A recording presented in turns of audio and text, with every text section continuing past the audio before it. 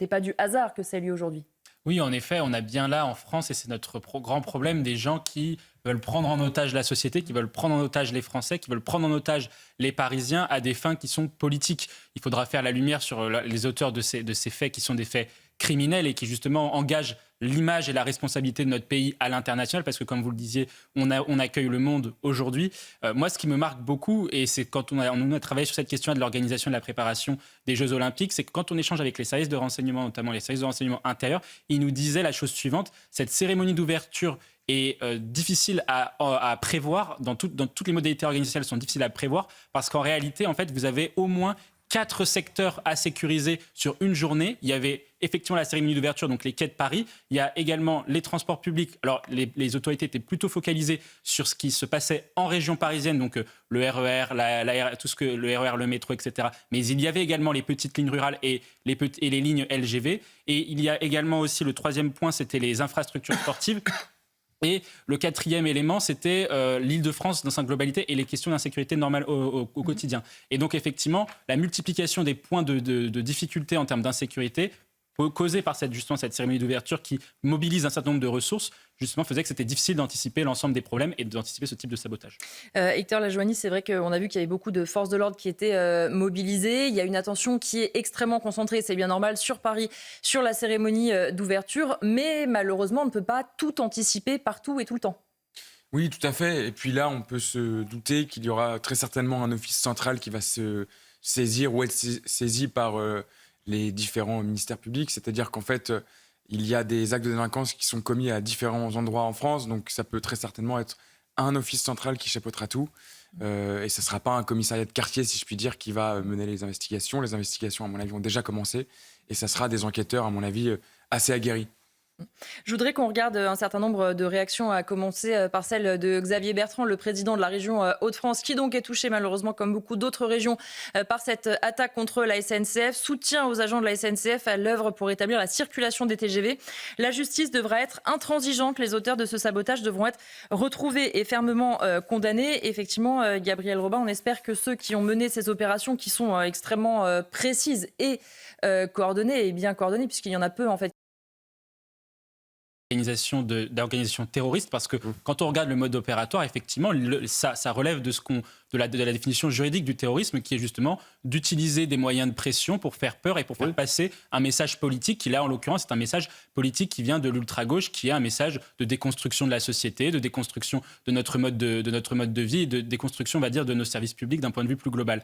Or, si l'on ne les qualifie pas d'associations terroristes, on ne pourra pas justement résoudre le problème juridique, qui est que dès lors que le ministre de l'Intérieur cherche à avoir une politique volontariste en essayant de dissoudre les associations, en essayant de fermer les sites aussi, parce qu'il faut fermer les locaux, etc., on n'y arrivera pas. Et donc c'est pour ça qu'il faut le faire, il faut les qualifier de terroristes, même les associations notamment écologistes, il faut le faire. Et ensuite après, le problème aussi, moi je vais revenir sur un point quand même, le problème qu'a la politique du gouvernement, ça a été aussi de dire il faut faire du 1 pour 1. C'est-à-dire dès qu'on on ferme une association d'ultra-gauche, il faut absolument fermer une association d'ultra-droite pour essayer de faire une sorte de bloc central face à l'ultra-gauche et face à l'ultra-droite. Or, quand on regarde la composition notamment des fichiers S, on a 10 000 fichiers S pour ultra-gauche et pour ultra-droite, seulement 1500 à 2000 pour l'ultra-droite et le reste pour l'ultra-gauche. Donc en réalité, le problème qu'on a dans notre pays est plutôt positionné sur l'ultra-gauche. Et donc il faut véritablement une politique volontariste contre eux. Mais ils ont beaucoup plus tapé sur l'ultra-droite quand même que sur l'ultra-gauche, en réalité, parce que le nombre d'associations dissoutes... il n'y en a pas tant que ça, hein, si on regarde. Alors que de l'autre côté, elles sont beaucoup plus faciles à dissoudre parce qu'elles sont parfois sous des associations de loi 1901, etc.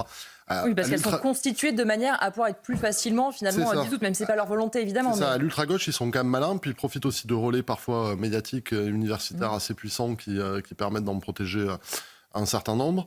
Donc oui, ils sont résilients. Et ils sont capables... Moi, il y a aussi quand même un autre volet dont on ne parle pas, mais c'est que il y a la France Insoumise qui n'est pas une association terroriste, hein, c'est pas ce que je veux dire du tout, mais elle a antagonisé tout de même le débat public. Adrien Quatennens, juste après le résultat des élections législatives, a dit si Emmanuel Macron ne désigne pas un Premier ministre du nouveau Front Populaire tel qu'on l'aura décidé, on va marcher sur Matignon. Tout ça quand même entraîne... cette gauche de rupture peut entraîner chez certains mouvements radicaux qui lui sont proches Heureusement, du potentiel danger que ça représente aussi. Effectivement, on a longtemps reproché au pouvoir public de fermer des lignes lignes de train, notamment les petites lignes dans la ruralité.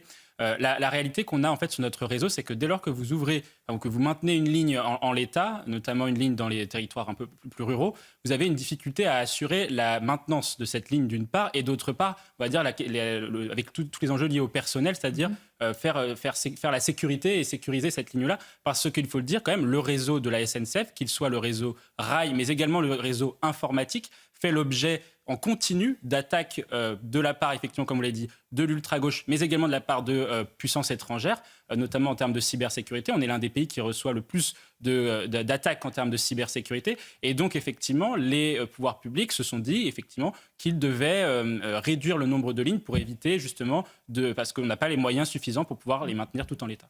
Je voudrais qu'on écoute ce que disait le patron de la SNCF, Jean-Pierre Farandou. Évidemment, il s'est exprimé ce matin autour de cette attaque. Écoutez justement la symbolique aussi et ce que voit le président de la SNCF derrière cette attaque.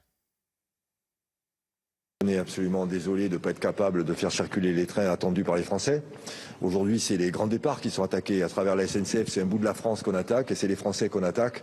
Moi, comme le ministre, j'ai véritablement qui se cache derrière ces attaques contre la SNCF. Tout à fait. Donc il y a effectivement le profil des auteurs et puis aussi la question de l'organisation en réseau. On voit bien que l'attaque qui a été massive et coordonnée est une attaque qui est historique aujourd'hui sur le réseau de la SNCF. On n'a jamais eu autant de sites touchés en même temps, on n'a jamais eu autant de lignes touchées en même temps. Et donc effectivement, c'est un travail des services de renseignement que de justement vérifier et identifier ces réseaux, parce que ces gens-là, effectivement, n'ont pas agi seuls. Ensuite, moi, pour rebondir sur le reportage, je trouve les Français exemplaires et extrêmement patients. Ils payent quand même, il faut le rappeler, un service public de transport de la SNCF très cher. Il y a des gens qui ont pris des billets aujourd'hui à 100, 200, 300, 400 euros peut-être même pour des familles. Le service public de la SNCF, on peut le dire, je pense qu'on prend tous le train ici, n'est pas toujours très efficace au regard du coût qui est consenti par les gens. Et donc, effectivement, il se dit, on paye très cher un service public qui n'est pas tout à fait efficace. Et ensuite, il y a un climat social quand même autour de la SNCF qui est global, qui justifie, on va dire, qui justifie ce genre d'action. Parce que quand vous avez la CGT de la SNCF qui, depuis janvier dernier, dit il faut faire le 3e tour social, il faut absolument bloquer pendant les Jeux Olympiques les trains pour les voyageurs, pour justement faire pression pour obtenir des augmentations de salaire, des augmentations ou des primes, etc. On peut se dire qu'effectivement, le climat aujourd'hui qui entoure la SNCF est propice à mettre en colère les Français, alors que ceux-ci sont pour autant très patients. Oui, et ils sont peut-être d'ailleurs plus patients là que par exemple sur un cas type grève, parce que là ils savent que pour le coup la SNCF est aussi victime qu'eux finalement de cette situation. Là en l'occurrence effectivement la SNCF est victime, mais si par cas ça avait été, et c'est ce qui avait été aussi prévu dans les protocoles de la CGT de la SNCF, c'est-à-dire perturber le réseau, ne pas faire venir les trains à l'heure, etc., on aurait eu effectivement une colère qui aurait ciblé les syndicats.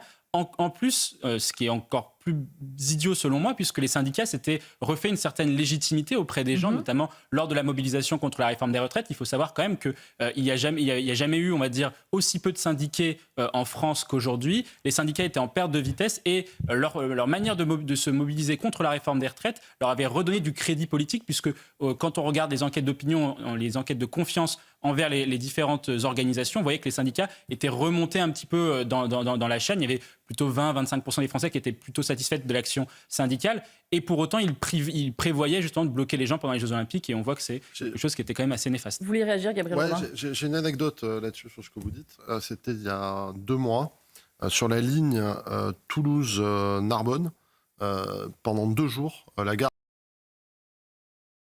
Je crois tout à l'heure, lors d'une conférence de presse, qu'ils expliquaient que suivant où vous allez effectivement commettre ces méfaits, eh bien vous pouvez toucher beaucoup plus de lignes. Donc une grande préparation et une bonne connaissance aussi, évidemment, de comment les trains fonctionnent et surtout de où sont placés les points qu'on pourrait qualifier de sensibles. Oui, effectivement. Et là, on voit bien la faiblesse de notre tissu, on va dire, ferroviaire français, qui est un tissu en étoile, effectivement, où tout est convergent vers Paris. Et donc, effectivement, quand vous bloquez les 4-5 grandes lignes qui vont justement du nord, du sud, de l'est, de l'ouest vers Paris, effectivement, vous êtes en capacité de bloquer toute la France entière, puisque justement, l'État n'a pas suffisamment investi sur des lignes transverses, justement, en dehors de la couronne parisienne et en dehors de ses ramifications vers Paris. Un autre point moi, qui m'interpelle aussi également, c'est que ces criminels qui sont osés s'en prendre à la SNCF ont aussi ciblé des lignes qui vont vers Londres. Et donc, il y a quand même aussi un message aujourd'hui qui est envoyé, c'est-à-dire qu'il y a des supporters britanniques ou des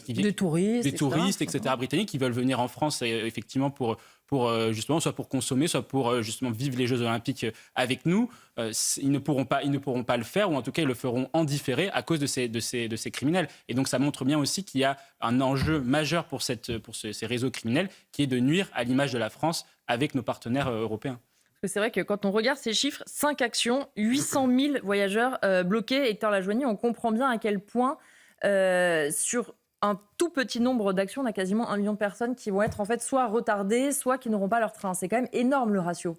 La question, c'est qu'après, lorsque l'enquête aura démarré, se posera la question de savoir si c'est un acte terroriste. Je rappelle qu'un acte terroriste a pour but de semer la terreur ou d'intimider. De déstabiliser, en tout cas, ce qui est totalement le cas actuellement. De troubler, en tout cas, durablement l'ordre public, et c'est exactement le cas.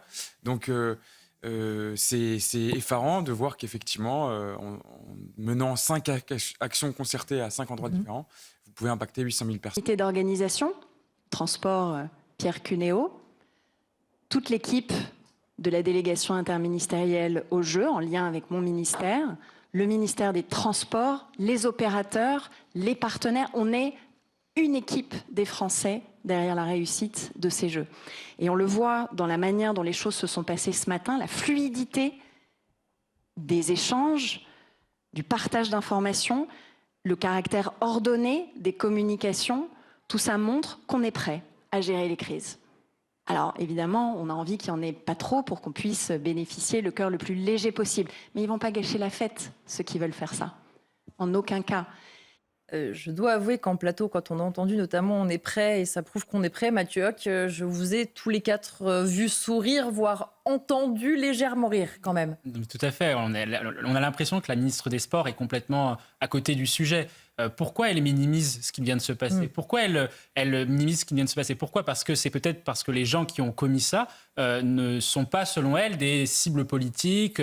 Elle n'a pas démontré dans sa carrière politique une véritable volonté de combattre l'ultra-gauche. Alors même que elle dit elle-même que l'ultra-gauche menaçait pour partie l'organisation de ces Jeux Olympiques. Donc, le problème, il faut le poser de cette manière-là, c'est-à-dire que ces gens-là, on les connaît, enfin le ministère de l'Intérieur les connaît, il y a comme je disais, entre 6 et 7 000 personnes.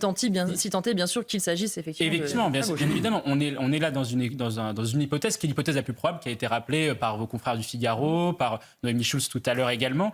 Pour l'instant, on est sur cette hypothèse-là la plus probable. Effectivement, ça pourrait être une hypothèse étrangère, etc.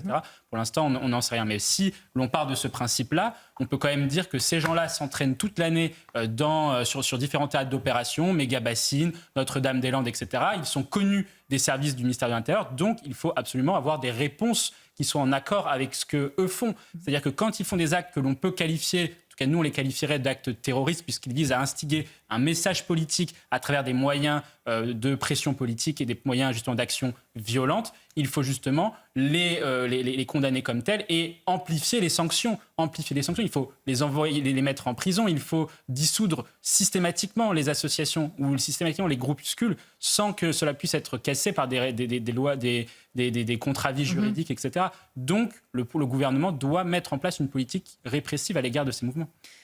Pour vous expliquer aussi ce que vous voyez sur l'image, vous avez à la fois cette carte avec le lieu précis des attaques et toutes les lignes donc, qui sont